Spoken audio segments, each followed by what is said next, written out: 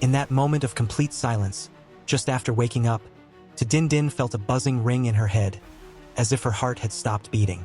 The sudden scene from earlier had left everyone frozen in place, stunned and too terrified to move. A minute later, or perhaps even less, the sound of water echoed again just outside the window. But this time, the sound gradually faded away, eventually disappearing in the direction of the lake. No one dared to move. Even after the noise had completely vanished, everyone waited for a while longer. It was only then that Kwang Hong Nia quietly approached the door crack and noticed that the fog outside had dissipated. In the room not far away, candlelight had also been lit. He exhaled a sigh of relief. That moment seemed like an unspoken signal. At last, everyone could breathe normally again. Hua Tuc was the first to stand up, flexing her fingers that had gone numb from holding the same position for too long. "Oh my God!"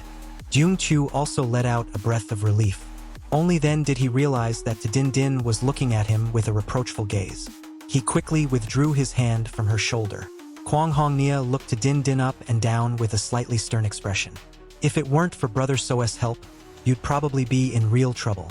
Aren't you going to thank him?" Din Din clutched her injury, her eyes brimming with tears. On the floor lay the candlestick that had earlier been turned into a weapon. "Thank you." Jung Chu waved his hand. "No need to be formal." Din Din widened her eyes as she watched Jung Chu reinsert the broken candle into its stand with practiced ease, so smoothly that it made people suspicious. Everyone began lighting candles again. The light spread out, pushing back the darkness as if guiding them back to the world of the living. "Don't panic too much. That thing just now was probably the first challenge. It's only the first night," Kwang Hong Nia said in the tone of an experienced veteran comforting newcomers.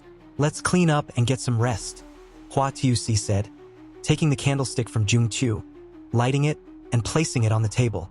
As usual, in places like this, someone has to keep watch, 2 people per shift. "Who's taking the first watch?" She glanced at Kwang Hong Nia. After all, only the 2 of them were experienced players. Kwang Hong Nia stretched, his wrists cracking as he gave a low grunt of agreement. "All right, each of us takes a shift. I'll take the first one, and Brother So can join me." Din Din is still shaken. "Take her to rest first." Hua Tuc had no objection, but Din Din still limped with her injury, looking quite pitiful.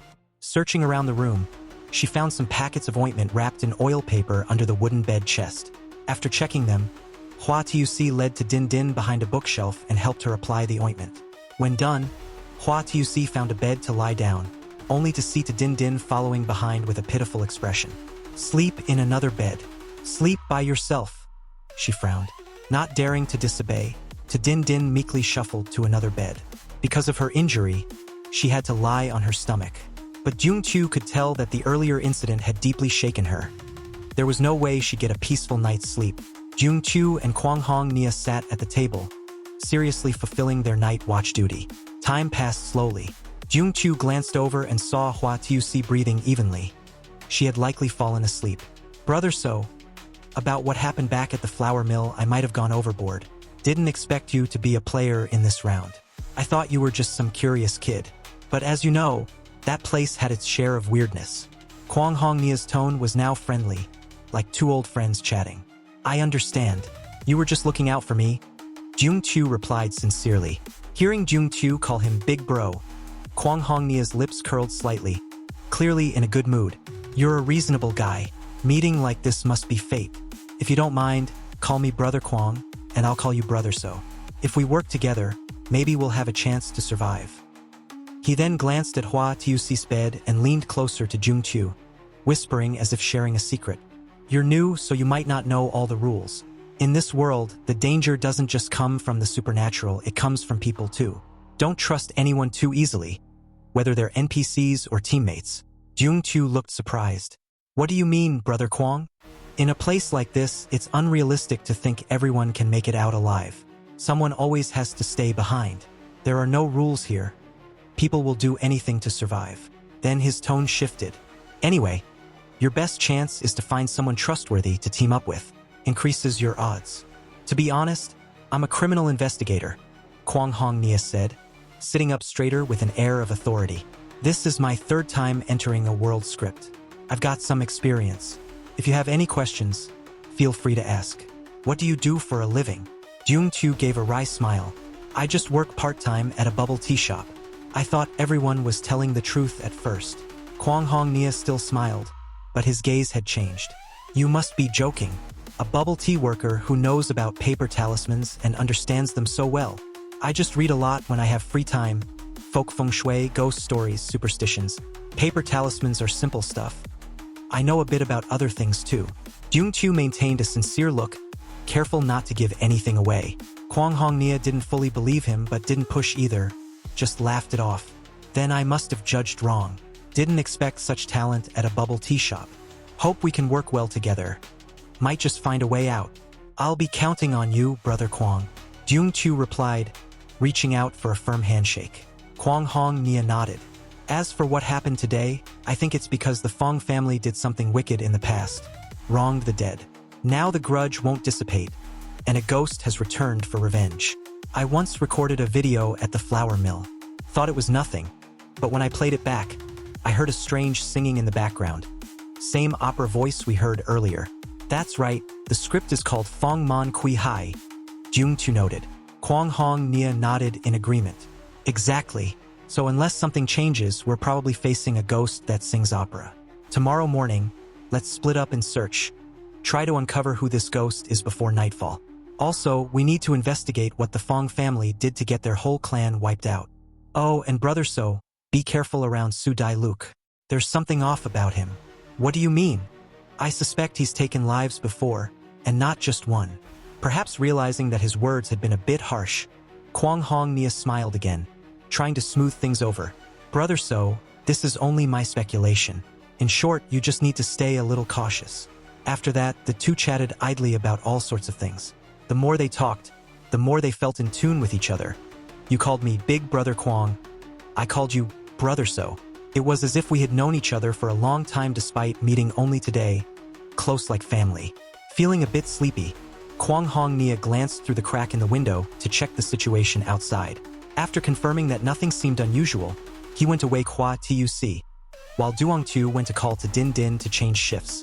Lying down on the bed that Din Din had just vacated, Duong Tu could still smell the faint scent of medicinal herbs. Kwang Hong Nia's attitude toward him had changed completely, a full 180 degrees from before. This was not because Kwang Hong Nia had a kind heart, but because he considered Duong Tu to be someone useful. Kwang Hong Nia claimed to be a police officer, but Duong Tu didn't believe it, because the man carried a certain killing aura. Moreover, when they shook hands, Duong Tu felt his calloused skin. The base of his thumb hardened with training, and the strong grip of someone used to handling firearms. Ordinary police officers didn't train like that, he was more like a mercenary. As for Su Dai Luke, whom Kwang Hong Nia had mentioned, Duong Tu had already been paying attention to him. The man had an unkind-looking face, spoke little, and though not tall, around 1.70 meters. He was solidly built. His small eyes always carried a predatory glint. His usual posture was slightly hunched, shoulders lowered, elbows hanging down, and his steps were steady. Clearly, he was skilled in martial arts and not the amateur kind. If a direct confrontation ever happened, Duong Tu thought, he definitely wouldn't win head-on.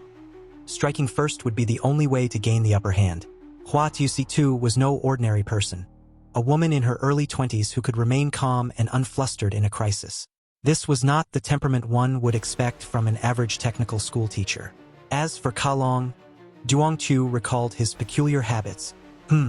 Nothing particularly suspicious came to mind. But then again, if he had survived the previous round of the game, there must be something exceptional about him. In any case, at this stage, everyone was still a teammate. As far as possible, one must help where one can. Kwang Hong Nia was cautious, competent, and an experienced player. Teaming up with him could make up for much of the experience a newcomer like Duong Tu lacked. This partnership was a good deal. In the missions ahead, he needed to demonstrate his own value and try to draw everyone's attention to it. Only then could he ensure the highest possible level of safety. Even in dangerous situations, teammates would weigh the pros and cons and choose to save him. Duong Tu sighed, tilting his head back to look at the carved patterns on the wooden bed canopy, feeling somewhat melancholy. After all these years of writing supernatural scripts, he had never imagined he would one day be trapped inside one himself. If something really happened and the screenwriting community found out, he could only wonder how they would mock him. Thinking and thinking, his consciousness grew hazy, until at last he turned his head and drifted into sleep. The next morning, Duong-tu was awakened by to Din Din. Opening his eyes, he was startled. He had clearly intended to stay up all night, yet had fallen asleep. For a horror story writer to have such poor vigilance was truly shameful. By now, the door was open, and warm sunlight streamed in. In the room, only to Din Din and he remained. The other bed was empty. Surprised, Duong-tu quickly asked, "Where are they?" To Din Din replied, "Just now, a servant came and said each room should send one person to fetch a food box. Big brother Kwang was worried that Sister Hua Tuc wouldn't be safe going alone. So he went with her, telling me to stay and wait for you to wake up. How long have they been gone?" "A while already. That's why I woke you up." To Din Din sounded a little tense, fidgeting with her fingers. "How long is a while?" Half an hour, at least." Duong-tu knew something was wrong. Going to get food shouldn't take that long. Something must have happened. He pulled to Din Din along and quickly headed to the other rooms. Opening a door, they saw Ti Quan Min pacing anxiously. Asking further, they learned that Su Dai Luk and Ka Long had also been called away for the same reason. There was no time to lose.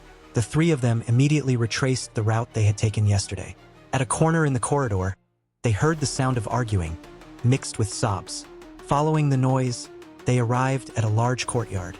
Kwang Hong Nia and Su Dai Luk were surrounded by a group of servants, the two sides having clearly exchanged harsh words.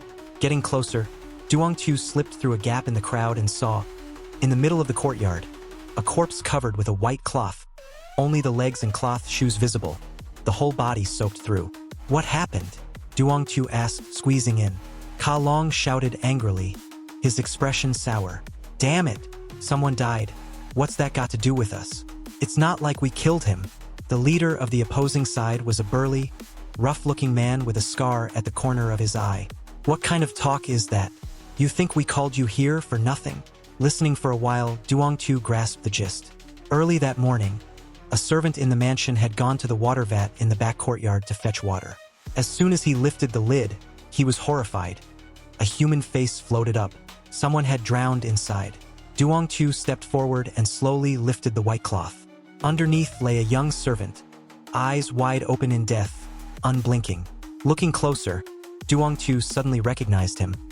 Wasn't this the same young attendant who had carried the paper effigy last night? He remembered clearly because on the way back, the man had stumbled once. A voice called out, "Steward Lu is here." Immediately, those who had been quarreling fell silent and made way.